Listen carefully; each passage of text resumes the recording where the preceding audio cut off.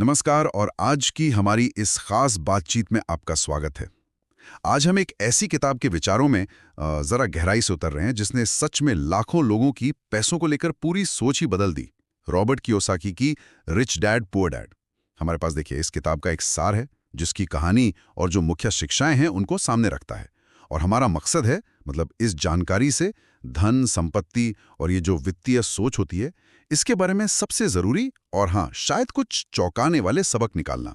आप सोचिए जरा, किसी के पास दो पिता हों, हैं? दोनों प्यार करने वाले, मगर पैसों पर सलाह बिल्कुल उल्टी।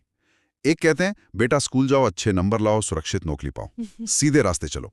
दूसरे कहते हैं स्कूल जरूरी है, पर असली दुनिया में पैसों का खेल समझने की शिक्षा ज्यादा जरूरी है। ये सीखो कि पैसा तुम्हारे लिए कैसे काम करता है, तुम पैसे के लिए नहीं। ये रॉबर्ट कियोसाकी की अपनी कहानी है और यहीं से हमारी आज की ये पड़ताल शुरू होती है।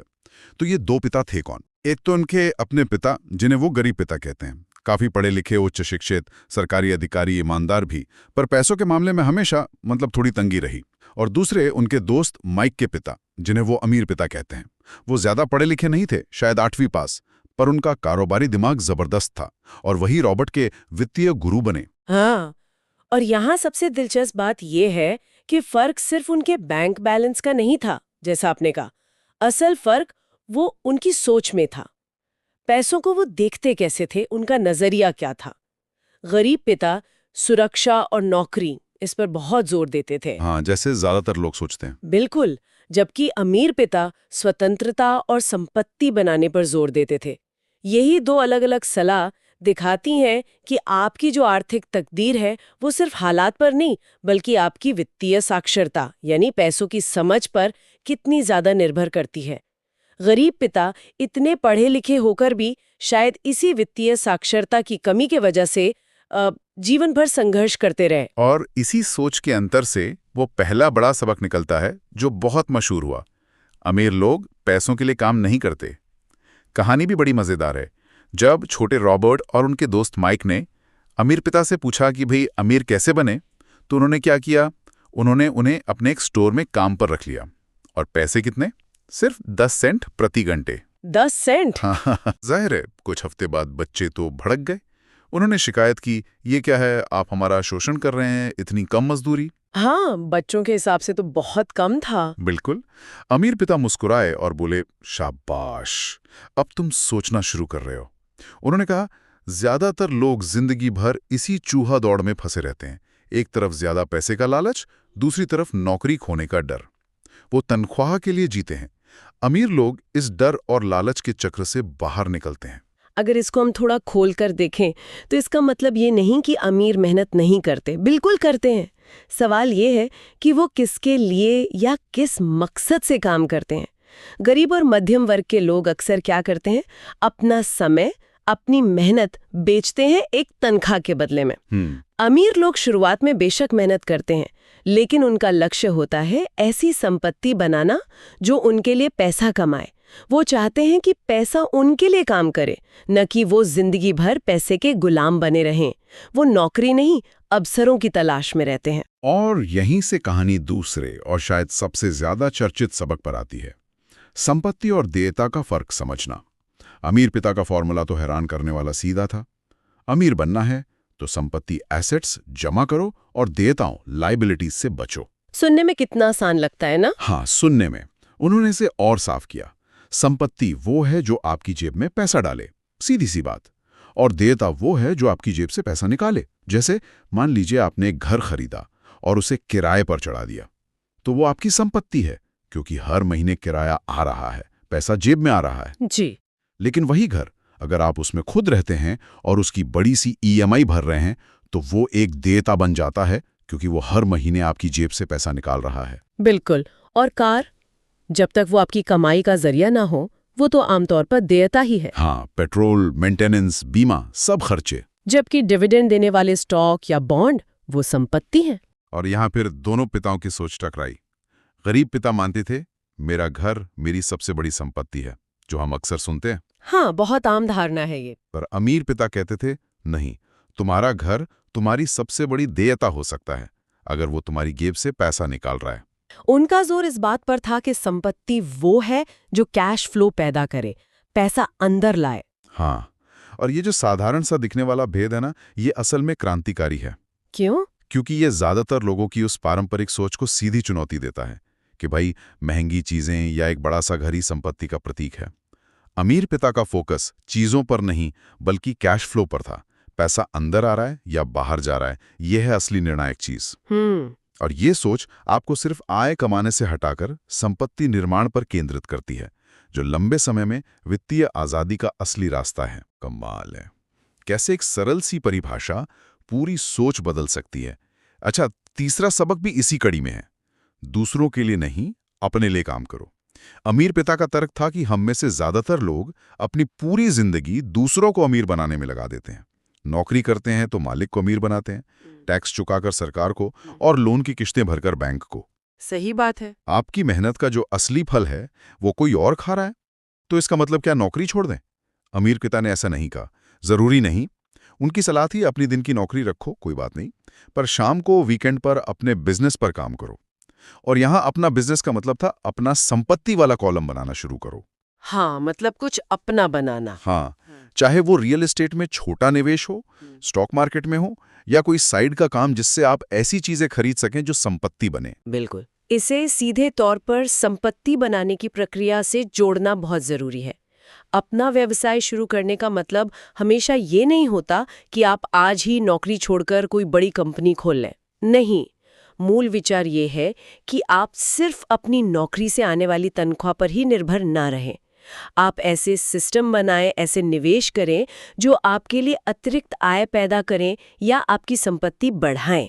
ये सोच आपको सिर्फ एक कर्मचारी वाली मानसिकता से निकालकर एक मालिक या निवेशक वाली मानसिकता की ओर ले जाती है, भले ही आप शुरुआत में छोटे पैमाने पर ही क्यों ना कर रहे हों। फोकस शिफ्ट करना है। हाँ, सिर्फ आय कमाने से ध्यान हटाकर धन पैदा करने वाले सिस्टम बनाने पर। ठीक है, पर अमीर लोग सिर्फ संपत्ति ही नहीं बनाते, वो कुछ और भी स्मार्ट तरीके अपनाते हैं। चौथा सबक इसी बारे में है। टैक्स और कॉर्पोरेट ढांचे का इस्तेमाल करना सीखो। अमीर पिता ने समझाया कि कानूनी तौर पर कंपनियां कैसे अमीरों को फायदा पहुंचाती हैं। देखिए, एक आम वेतन पाने वाला व्यक्ति क्या करता है?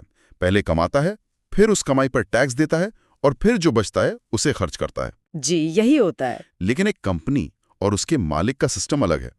कंपनी पहले कमाती है, फिर अपने व्यापार के जरूरी खर्चे करती है, जिससे अक्सर टैक्स योग्य आय कम हो जाती है, और फिर जो मुनाफा बचता है उस पर टैक्स देती है।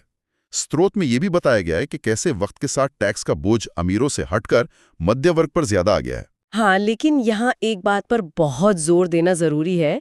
ये टैक्स चोरी की वकालत बिल्कुल नहीं है। नहीं, बिल्कुल नहीं। ये कानूनी ढांचों की समझ और उनके सही इस्तेमाल के बारे में है।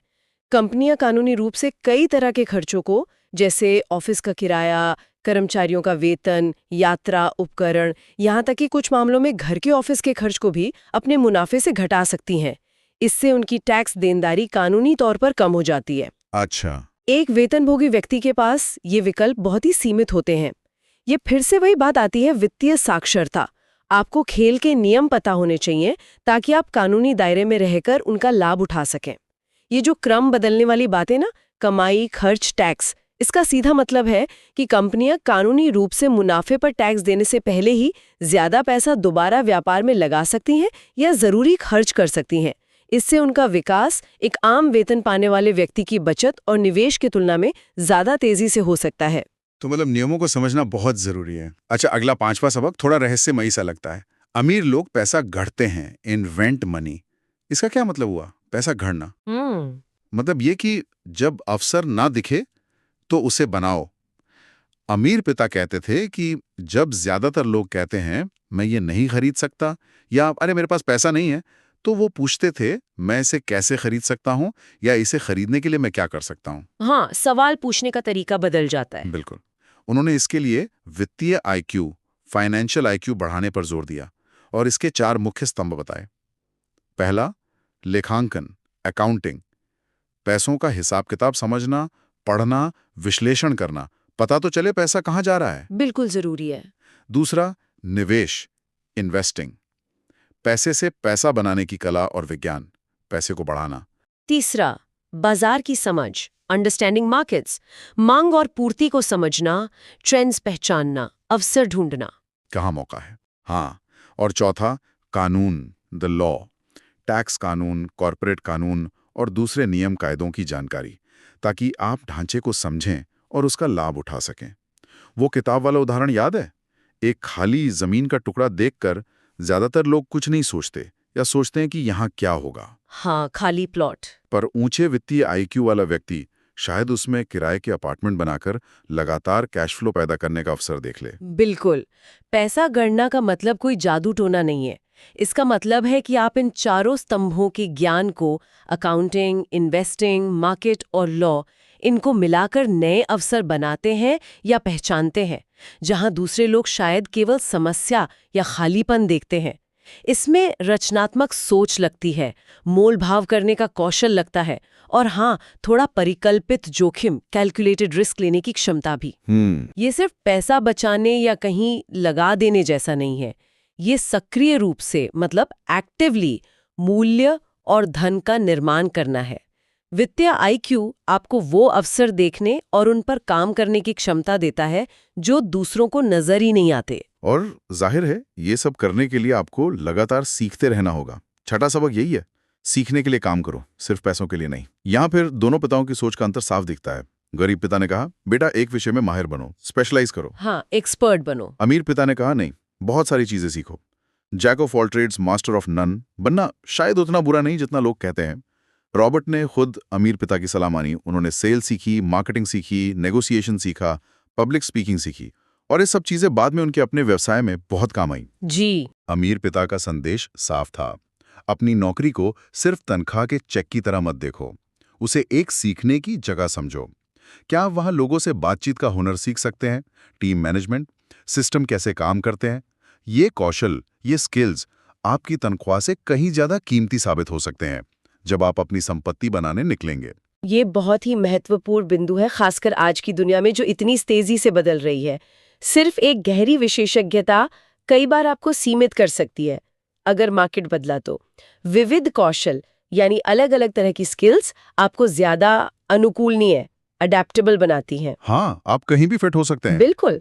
संपत्ति का प्रबंधन करने, निवेश के अवसरों को पहचानने या अपना व्यवसाय चलाने के लिए आपको सिर्फ एक चीज की गहरी जानकारी नहीं, बल्कि कई क्षेत्रों की थोड़ी थोड़ी समझ होनी चाहिए।